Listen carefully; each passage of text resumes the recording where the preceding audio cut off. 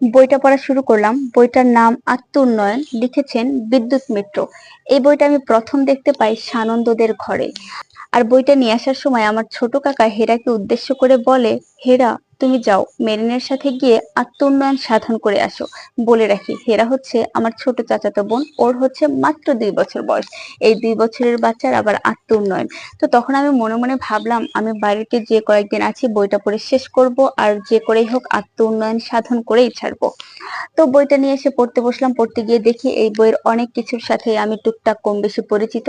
কারণ এই বইটাতে আছে মেডিটেশন কিভাবে করতে হয়, ধ্যানের কার্যকারিতা কি, আমাদের ব্রেনের যে বিভিন্ন লেভেল আছে, আলফা, থিটা, ডেল্টা, এইসব বিষয় নিয়ে অনেকটাই হচ্ছে যে ল অফ অ্যাট্রাকশনের মতো। আর করোনার সময় তো আমি ল অফ অ্যাট্রাকশনের উপর টুকটাক বই পড়েছিলাম, জোসেফ মর্ফির লেখা বই power of your subconscious mind, আবার রোন্ডা বাইনের লেখা বই দ্য সিক্রেট। ওই বইগুলোর সাথে এই বইটা অনেকটাই হচ্ছে মিলে যায় বলা যায় কার্যকারিতার দিক দিয়ে।